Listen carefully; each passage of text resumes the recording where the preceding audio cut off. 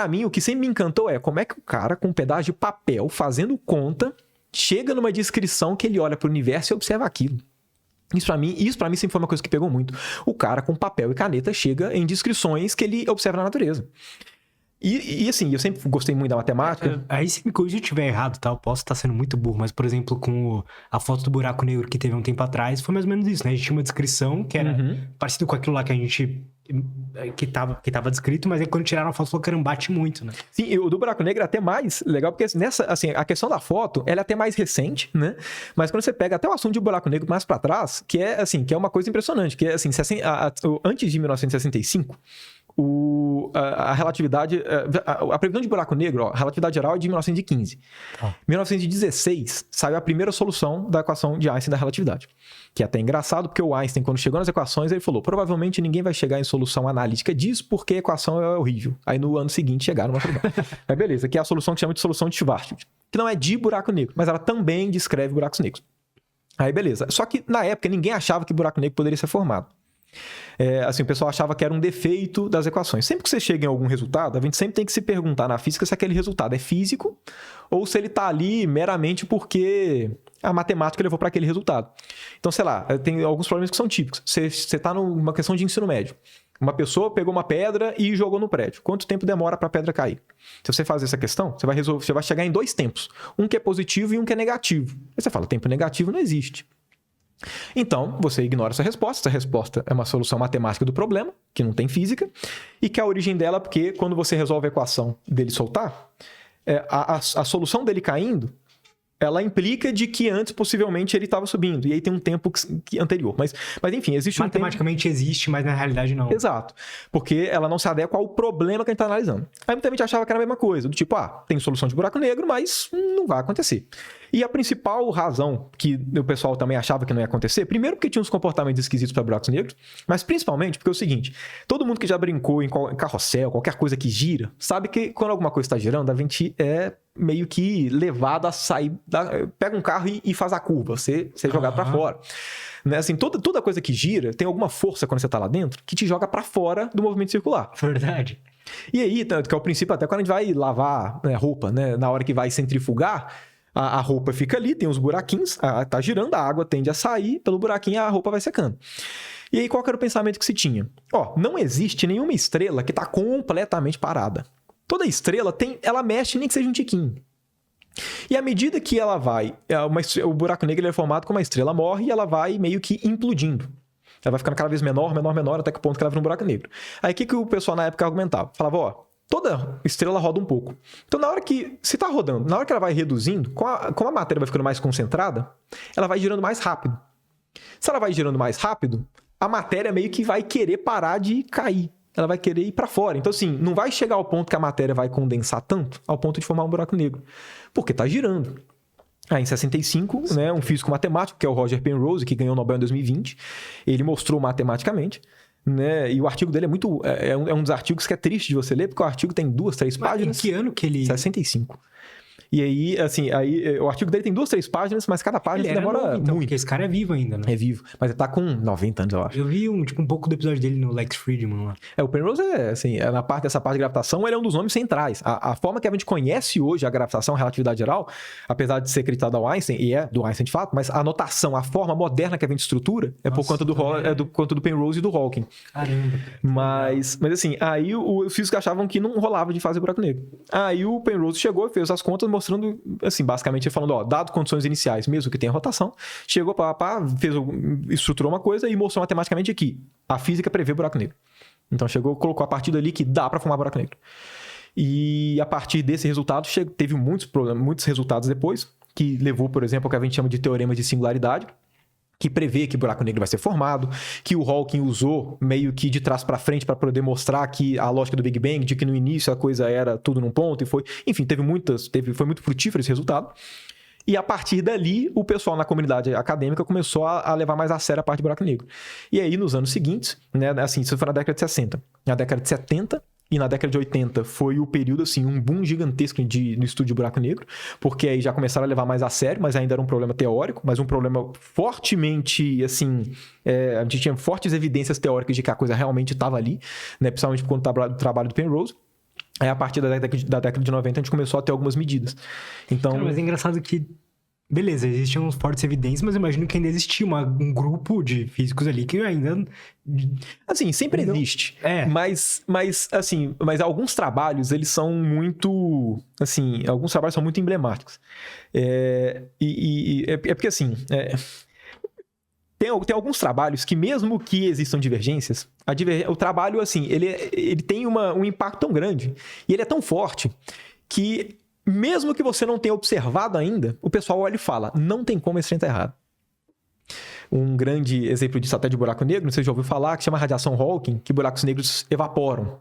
Eles vão diminuindo com o passar do tempo por emitir radiação. O resultado da radiação Hawking, ele vem de relatividade geral e mecânica quântica, da forma que a gente descreve. A forma como o resultado sai, ele é tão redondo que deve ser um dos resultados teóricos que não tem evidência experimental que as pessoas na academia menos duvidam. Então, assim, é muito difícil hoje você chegar e ter uma pessoa realmente, assim, na academia com relevância e tudo, que chega e fala, não, eu não acredito que... Todo mundo assume como verdade, porque, assim, a coisa é tão redonda. Perfeito. E também porque eu sempre coloco um exemplo, e que esse é um ponto que as pessoas também confundem física teórica e o papel da física teórica. Tem muita gente que acha que o objetivo da física teórica é descrever teoricamente os experimentos. A física teórica e a física experimental, elas andam juntas. Da mesma forma que o objetivo da física experimental não é fazer experimento das descrições teóricas, a física teórica, o objetivo não é descrever teoricamente o que está no experimento. Tanto é um exemplo que eu dou é o seguinte, a física teórica ela tem uma área independente. Então, sei lá, imagina que eu pego o meu celular e eu jogo ele para cima. Eu jogo ele, vai fazer uma pirueta e vai cair na minha mão. Aí eu chego e falo, como é que você faz para descrever esse movimento de pirueta do celular? Aí uma pessoa na física chega e fala, você vai pegar a lei de Newton, equações de Euler, de corpo rígido, vai resolver. E de fato, é a descrição que a gente tem padrão, mecânica, funciona desde 1600. Aí tranquilo. Aí a pergunta é, mas como é que você sabe que se eu jogar o meu celular, vai ser exatamente escrito por isso? Porque nunca na história alguém vai ter pegado o meu celular, exatamente um objeto desse tamanho, com essa distribuição de massa, jogou perfeitamente com essa angulação, ou seja, a forma com que eu joguei o celular, ninguém nunca mandou exatamente assim. Então como é que você sabe que ele vai fazer exatamente esse movimento? A gente sabe que vai fazer esse movimento porque todas as formas que a gente, assim, vários anos se passaram, a gente já testou essa descrição de tudo quanto é forma possível, e hoje já não se tem mais dúvidas de que a descrição é essa. A ciência, ela não quando a gente chega e fala que uma coisa está aceita, a gente não testou todos os casos possíveis, porque isso não existe. Você sempre consegue fazer alguma microvariação que aquele lançamento, por exemplo, não foi feito. Mas a descrição de lançamento é sempre a única. Quando a gente pega alguns resultados, tipo radiação Hawking, o que ele assume é relatividade geral funciona, mecânica quântica funciona. E de fato, relatividade geral funciona, mecânica quântica funciona, e quando você vê a construção, não assume nada que a gente já não tenha hoje como garantido. Então, por que mesmo não tendo sido observado experimentalmente, as pessoas botam fé demais? Porque ela só leva em consideração descrições que já estão extremamente consolidadas. Então, ela é um exemplo. É como se eu tivesse pegado meu celular, tacado aqui e falado, como é que eu descrevo isso? Você vai descrever com a física que você conhece. E, de fato, é aquilo. Então, assim, a física teórica, ela tem um lado separado. Muitas vezes a gente acha do tipo assim, tudo de física teórica tá bom, mas e o experimento? É óbvio que o experimento é importante. Mas a física teórica é mais do que simplesmente descrever experimentalmente alguma coisa que está acontecendo. Né? A parte experimental sempre vai ser o ponto final para a gente chegar e falar, a descrição está correta? Não está correta? Pô, eu observei outra coisa que não foi descrito aqui. Mas é importante deixar claro que da mesma forma que a física teórica tem as suas especificidades, a física experimental também tem. E aí as duas têm os seus trabalhos separados e, claro, né, por obviedade, por ser tudo física, também tem as suas interseções. Então é extremamente importante a gente ver também as particularidades de cada uma delas. Mas assim... Então, você quer continuar a timeline lá do buraco negro? Sim. Aí, enfim, aí o ponto é, a gente já tinha, assim, a partir de 65, o Penrose mostrou que o buraco negro existia, a partir dali começou a ser levado a sério. Na década de 90, começaram a mapear as órbitas e aí começaram os primeiros resultados. Em 2020, junto com o Penrose, que ganhou o Nobel, também foram outros físicos que ganharam, que foram por conta de mapear o movimento das estrelas em torno do centro da nossa galáxia.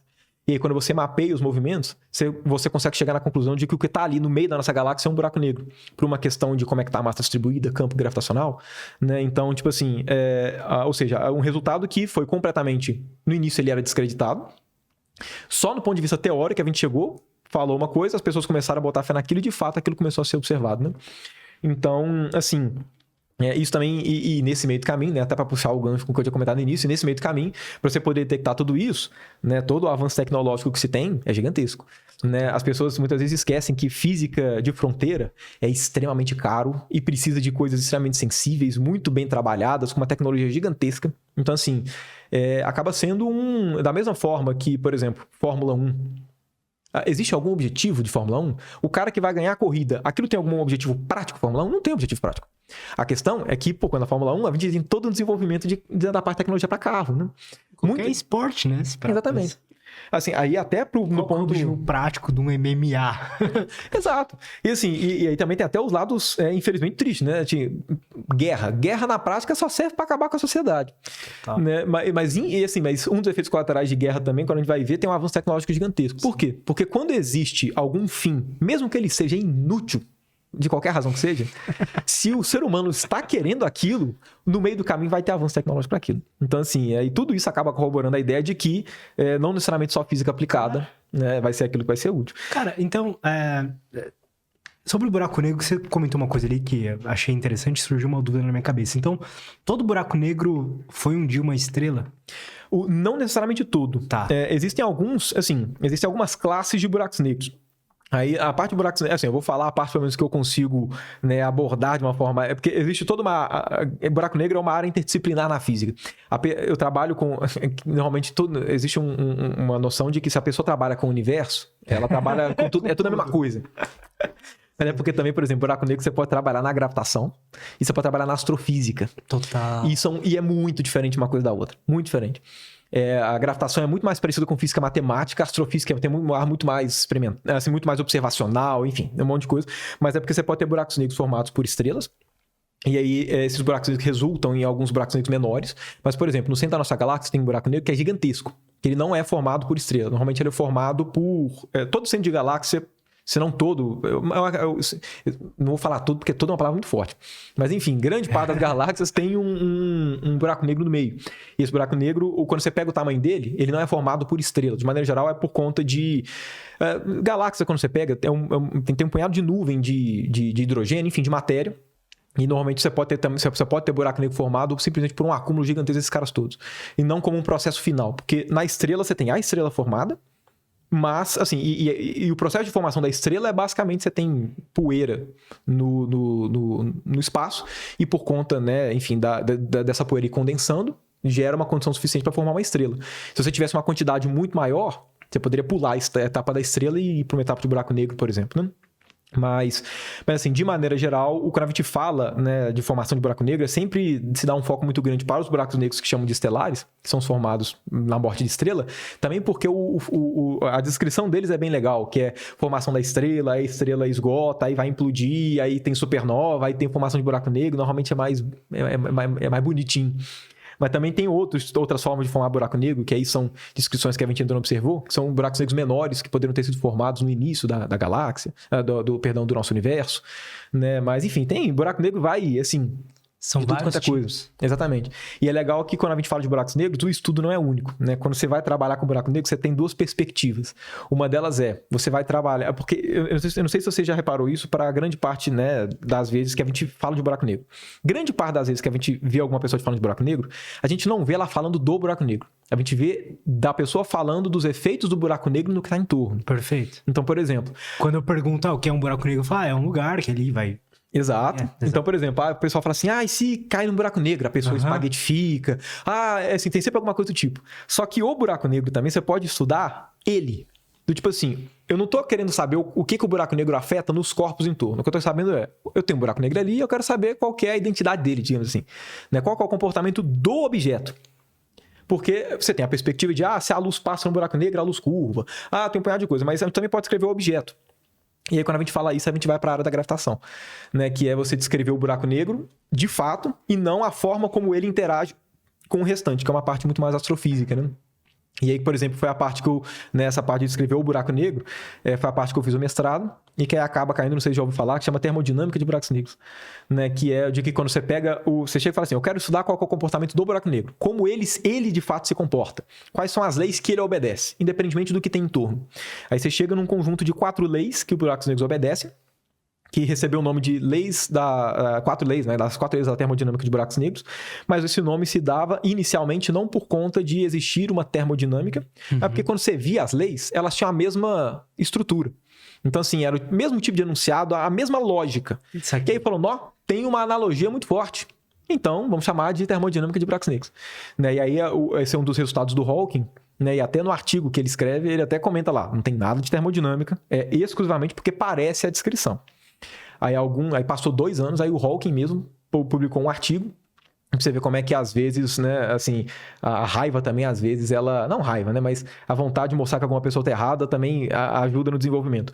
Um outro físico que é o Bardeen, é o Belkenstein, ele estava comentando de que talvez buracos negros tivessem comportamento termodinâmico mesmo e tudo.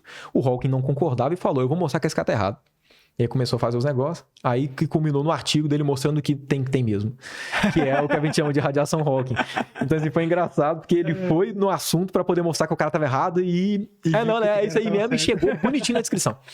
E, enfim, aí depois, a partir disso, aí tem toda uma parte de buracos negros que você vai pra gravitação, estudar comportamento, hoje, enfim. Mas quais são essas leis, cara? É porque as leis, elas são nem um pouco apelativas, mas é porque, por exemplo, quando a gente fala vou dar um exemplo, analogia com termodinâmica. Quando a gente fala de termodinâmica, são 4 leis, que são lei 0, lei 1, lei 2 e lei 3. A lei 0 é de equilíbrio térmico. Então, ela basicamente, a lei 0 é a que define temperatura. Então, ela te fala assim, se você tem 2 corpos que você encosta um no outro, que estão, pensa no início assim, um está mais quente que o outro. Quando você encosta, vai existir um fluxo de energia de um para o outro, para que os dois atinjam o que a gente chama hoje da mesma temperatura.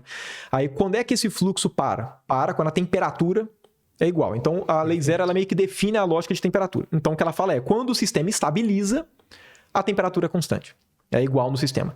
Na parte do buraco negro, quando o buraco negro se forma, ele demora um tempo para ajeitar. Tipo assim, o buraco negro formou, ele ainda dá uma mexida e ajeita. Quando ele ajeita, você consegue mostrar que na hora que ele ajeita, tem uma certa grandeza que se mantém constante no momento que ele ajeitou. Beleza. Aí a primeira lei da termodinâmica é uma conservação de energia. Quando você vai analisar processo de buraco negro, você percebe também que existe uma lei de conservação de energia. Exatamente com a mesma estrutura. E na termodinâmica, a conservação de energia tem a temperatura no meio. E aí, quando você vê a lei, que seria equivalente à primeira lei para buraco negro, a grandeza, que é o análogo à temperatura, também aparece no lugar onde tinha que aparecer temperatura. Na segunda lei da termodinâmica, que é a lei da entropia, que ela te fala que a entropia tem que sempre tem que aumentar ou ficar igual, ela nunca reduz. Quando você vê para buraco negro, você vê que dependendo do processo, o buraco negro nunca pode reduzir o seu tamanho, ele só pode manter igual ou aumentar. Assim, tem alguns análogos. Aí, a terceira lei da termodinâmica, a temperatura nunca pode chegar a 0, absoluto. E para buracos negros, a grandeza análoga à temperatura nunca chega a 0. Só que aí o Hawking depois ele mostrou que não só a estrutura é igual da termodinâmica, mas de fato, por conta de efeito quântico, quando você introduz mecânica quântica no problema, você mostra que o buraco negro emite radiação, e essa radiação ela tem exatamente o comportamento termodinâmico descrito pelas leis da termodinâmica de buracos negros. E aí, esse é um dos grandes resultados que inaugura, por exemplo, a ideia de você procurar a gravitação quântica. Porque a termodinâmica de buracos negros, ela faz o quê? Pega a relatividade e coloca a mecânica quântica. E a lógica de buraco negro ter comportamento termodinâmico só faz sentido por conta dos dois. Assim, você precisa de mecânica quântica e de relatividade juntas para que faça sentido esse resultado. O resultado só existe quando você junta as duas. E quando você junta, é como se uma meio que previsse o resultado da outra. Porque se você não coloca a quântica, você chega nas leis da termodinâmica de buracos negros, mas não tem interpretação termodinâmica. Mas quando você coloca a quântica, aparece o comportamento termodinâmico que foi descrito pela relatividade.